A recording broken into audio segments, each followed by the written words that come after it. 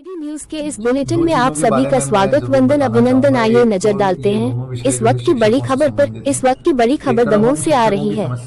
Location Damoh Madhya Pradesh. KD news से खास report ऋषि उमंग Vishwakarma. Damoh collector Shri Sudhir Kumar Kochhar जी ने शिक्षकों के लिए दिशा निर्देश जारी करते हुए क्या कुछ कहा, आइए सुनते हैं उन्हीं की जुबानी। बहुत गंभीर विषय केडी न्यूज के दो चीज़ों के बारे में मैं ज़रूर बताना चाहूँगा। एक तो ये दोनों विषय जो है शिक्षकों से संबंधित हैं। एक तरफ हम शिक्षकों की समस्याएं हल करने का पूरा प्रयास कर रहे हैं। आज जो जन सुनवाई थी उसमें सबसे ज़्यादा आवेदन शिक्षकों के ही थे, तो हम उनको हल करने के लिए हमने 7 दिन का टारगेट दिया है। दूसरी तरफ जो शिक्षकों से हमारी अपेक्षा है वो दो चीज़ों पर दो बहुत गंभीर विषय हैं जिन पर मैं सभी शिक्षकों का ध्यान आकर्षित करना चाहूँगा। पहला है कि जो किसी और व्यक्ति को किराए पर, या जिसको कहा जाता है लोकप्रिय भाषा में किराए पर रख करके, या किसी और व्यक्ति को जो है शिक्षक के रूप में कार्य कराना, डमी शिक्षक के रूप में, और खुद शिक्षा देने का कार्य नहीं करना। इस तरह के केसेस को हम बहुत ज़्यादा गंभीरता से लेने वाले हैं और इस तरह के केसेस में FIR दर्ज करने की कार्रवाई होगी। इस तरह के केसेस में जिन लोगों ने इसकी मॉनिटरिंग नहीं की है उनके वेतन से पैसा वसूली करने की कार्रवाई होगी। इस तरह के केसेस यदि सामने आते हैं और जांच में साबित होते हैं तो हम संबंधित शिक्षक को नौकरी से बर्खास्त करने की अनुशंसा करने की कार्रवाई करेंगे। तो मैं ये बताना चाहता हूँ सभी को कि ये बहुत ही गंभीर मसला है।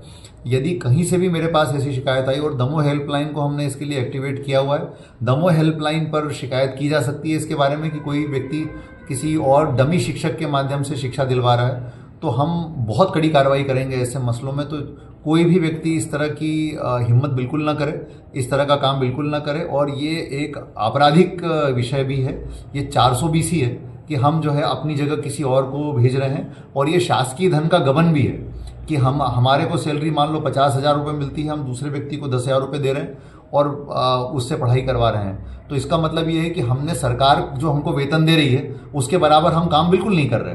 तो ये शासकीय धन का गबन भी है। और इसके साथ साथ मैं उन लोगों को भी चेताना चाहता हूँ कि जो लोग इस तरह का काम करने के लिए राजी हो जाते हैं, जो व्यक्ति उनकी जगह पढ़ा रहे हैं वो भी इसमें इस अपराध के पूरे भागीदार होंगे और उनके खिलाफ भी कार्रवाई हम लोग करेंगे। तो इस मामले में सभी शिक्षक जो हैं वो बहुत सतर्कता बरतें और कोई ऐसा कदम न उठाए जिससे कि आचरण नियमों का उल्लंघन यहाँ पर हो। दूसरा पॉइंट मेरा ये है कि जो शिक्षक, मेरे पास ऐसी शिकायतें भी आती हैं कि कुछ शिक्षक जो है ट्यूशन पढ़ाते हैं घरों पर। तो सरकारी स्कूलों के यदि शिक्षक हैं और ट्यूशन पढ़ाते हैं, आज हमने इसका एक सर्कुलर जारी किया है और इसमें पूरी प्रक्रिया जो मध्य प्रदेश शिक्षा संहिता है उसमें प्रक्रिया दी हुई है कि यदि मान लीजिए किसी शिक्षक को ट्यूशन पढ़ाना है तो वो कितने बच्चों को मैक्सिमम पढ़ा सकता है और इसके लिए प्रक्रिया क्या होगी। तो कोई भी शिक्षक, एक तो जो शिक्षा संहिता में और नियमों के अंदर और निर्देशों के अंतर्गत जो 2005 के निर्देश हैं उसमें जो संख्या दी है उससे अधिक बच्चों को ट्यूशन नहीं पढ़ा सकता। जितना मुझे याद है अधिकतम 3 बच्चे हैं उसमें, तो उससे ज़्यादा नहीं पढ़ा सकता। और दूसरी चीज़ ये है कि पढ़ाने से पहले, ट्यूशन घर पर पढ़ाने से पहले उनको सक्षम अधिकारी की लिखित अनुमति लेना जरूरी होगा।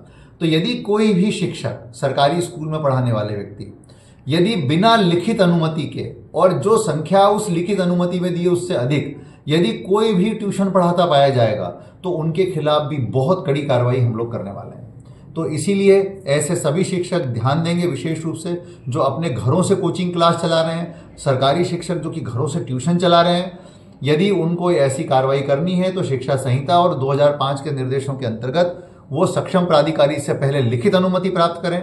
अब यदि अगले महीने से हम इसके बारे में औचक निरीक्षण शुरू करेंगे, यदि कोई भी शिक्षक हमें लिखित अनुमति के बिना इस तरह से कोचिंग पढ़ाता पाया गया या कोई भी शिकायत आती है तो हम ऐसे लोगों के खिलाफ कड़ी कार्रवाई करेंगे।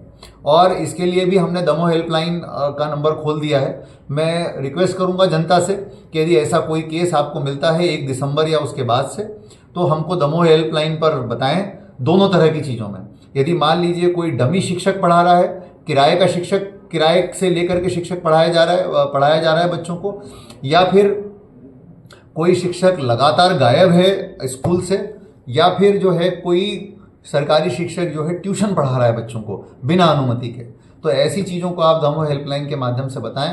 हम इन पर कड़ी कार्रवाई करेंगे।